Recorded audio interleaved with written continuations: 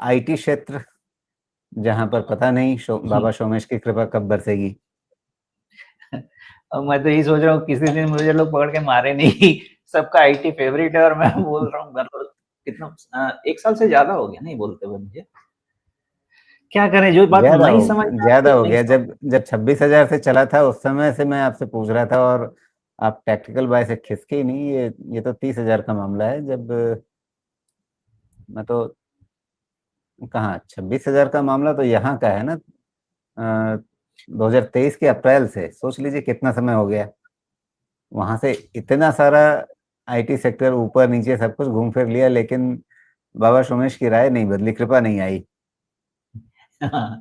मुझे अभी भी कॉन्फिडेंस नहीं है बिकॉज नंबर्स मुझे नहीं समझ में आ रहे, मुझे कहानियां लग रही हैं।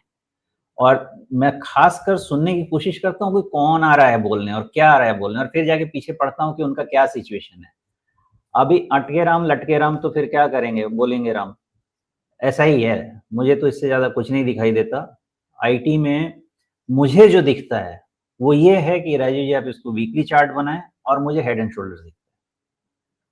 और अगर वो दिखता है तो कोई रीजन नहीं है बिलीव करने का कि जब तक एक तो हमको वैल्यूएशन कंफर्ट नहीं आ जाए, और जब तक कम से कम ये लोअर हाई का पैटर्न जो है वो टूट ना जाए, मतलब 39,000 के ऊपर निकल नहीं जाए।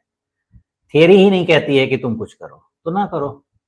अब रही बात कि उस बीच में अगर थोड़ा बहुत बीच में पैसा बन गया, उस पर बोला जाए कि वो छूट गया, वो भी नहीं छूटा है भाई साहब। सब समझा है आपको लेवल्स कैसे मूव होंगे। ये आपने ट्रेड करना है कर लो।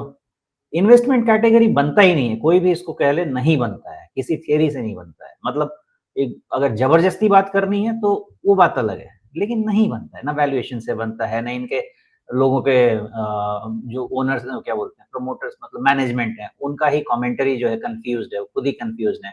उनके एक्शन कह रहे हैं कि लोग को निकाल रहे हैं, बाकी लोग कहानी बना रहे हैं आके कि कुछ करके चल जाएगा। तो सब कुछ यही कहता है कि ट्रेडिंग या जो टैक्टिकल बाई है उससे ज्यादा इसमें अभी भी कुछ नहीं होना चाहिए।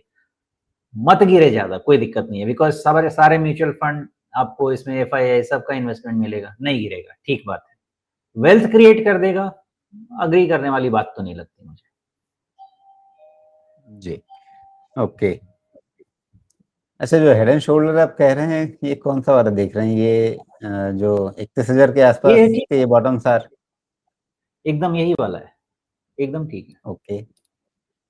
तो अगर इतने बड़े हेड एंड शोल्डर, आप हेड एंड शोल्डर देख रहे हैं या पहाड़ देख रहे हैं?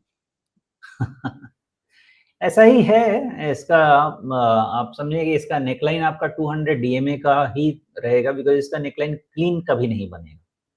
नहीं, ये नहीं बनेगा, नहीं, अब नहीं बनेगा। अच्छा। ये नहीं तो इसकी कॉम्प्लिकेटेड हेड नेकलाइन एंड कहाँ शोल्डर्स है। बनेगी?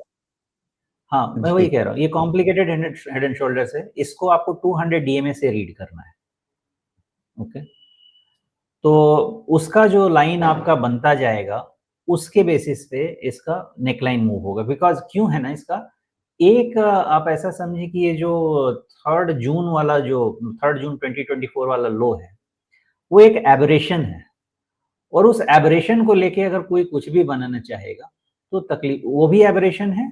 और आप ये भी समझे कि 7 अप्रैल वाला भी, वो भी फॉल वाला भी एबरेशन ही लगता है मुझे। इसलिए इसमें नॉर्मल पैटर्न बनाने की कोशिश ना की जाए, 200 वाला को लेके चले जाए, और जब तक वो है तब तक ठीक है। मैंने कुछ और भी इसमें काम किया था, मुझे भी याद नहीं आ रहा। मैंने शायद समझाया होगा कि 30,000 के आसपास निफ्टी आईटी का बेस बनना, मतलब जब वहां पे होगा फिर से। आपको याद है एक बारी जब पलटा था निफ्टी आईटी, वहीं पे सारे ब्रोकरेज का रिपोर्ट आना, खासकर गोरे ब्रोकरेज का, कि आईटी में दम नहीं है, गिर जाएगा, विजिबिलिटी नहीं है, यहाँ से बहुत deep correction, price revise down सब होना शुरू हुआ था, और वहीं पे इसका बॉटम बना था। फिर वैसा ही होगा। ये कहाँ था, 1 मिनट मेरे पास आ गया, देखिए। मैं आपको ये कहता हूँ कि in the case of eventuality अगर कुछ हुआ तो 30,000 के आसपास का, मतलब इसका 10% का वैल्यूएशन, 10 से 15% का वैल्यूएशन कम हो जाएगा, और उसके बाद उतना आईटी का वैल्यूएशन नहीं देगा कोई आज के तारीख में। मुझे मानने वाली बात नहीं लगती। Reason is, life without IT is unimaginable, हो ही नहीं सकता आज के तारीख में। तो एक बस वैल्यूएशन का मामला है, उस वैल्यूएशन से सब कुछ ठीक हो जाएगा। जी। थोड़ा वैल्यूएशन सुधर जाए, थोड़ी-सी ग्रोथ आ जाए, ग्रोथ आ जाए तो वैल्यूएशन अपने आप बेहतर हो जाएगा। कृपा वहीं अटकी हुई हुँ। है। बस, बस, बस। उधर ही है। जी। जिस दिन आपको क्वार्टर ऑन क्वार्टर 2-4% का लगातार ग्रोथ मिलना शुरू हो जाए, अभी पहले आईटी क्षेत्र में हम लोग कभी भी साल दर साल तुलना नहीं करते थे, हमेशा क्वार्टर ऑन क्वार्टर तुलना करते थे। अब कंपनियों ने अपने रिलीज़ तक में क्वार्टर ऑन क्वार्टर का ज़िक्र छोड़ दिया है और एनालिस्ट तक भी अब क्वार्टर ऑन क्वार्टर की बात नहीं करते हैं क्योंकि वो बात करने में कुछ मिलता नहीं है। तो अब आईटी कंपनियों का सारा एनालिसिस वापस अब वाई-ओ-वाई साल दर साल तुलना पे हो गया है। तो इससे अपने आप समझ में आता है कि उनकी ग्रोथ किस तरह से प्रभावित हुई है।